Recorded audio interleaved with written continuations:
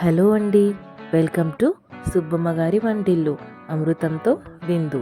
ఈరోజు మన ఛానల్లో తోటకూర పెసరపప్పు పొడి కూర ఎలా చేయాలో ఇప్పుడు మనం చూద్దాం.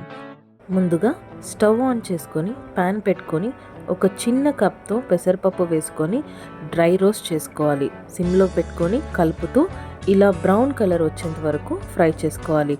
అందులో కొంచెం వాటర్ వేసి నానబెట్టుకోవాలి.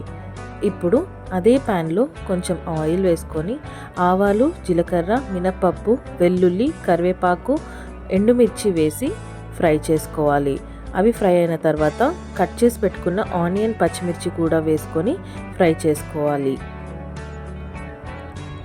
అవి కొంచెం ఫ్రై అయిన తర్వాత అందులో కొద్దిగా పసుపు, కొద్దిగా ఉప్పు కూడా వేసుకొని ఫ్రై చేసుకోవాలి.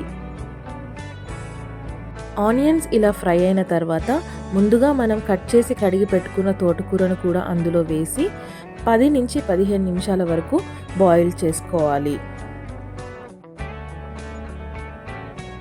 తోటకూర ఇలా బాయిల్ అయిన తర్వాత అందులో ముందుగా మనం నానబెట్టుకున్న పెసరపప్పును అందులో పైన లేయర్గా వేసుకొని మూత పెట్టుకొని ఒక 10 మినిట్స్ వరకు సిమ్లో పెట్టుకోవాలి. 10 మినిట్స్ తర్వాత మూత తీసి ఒకసారి బాగా కలపెట్టుకొని మళ్ళీ ఒకసారి మూత పెట్టి ఒక 10 to 15 మినిట్స్ ఉంచి తర్వాత ఒకసారి కలిపి పెసరపప్పు ఉడికిందో లేదో చెక్ చేసుకొని డిష్ అవుట్ చేసుకుంటే మనకి ఎంతో టేస్టీ అయిన తోటకూర పెసరపప్పు పొడి కూర రెడీ. మీరు కూడా మీ ఇంట్లో ట్రై చేసి ఎలా ఉందో తప్పకుండా చెప్పండి.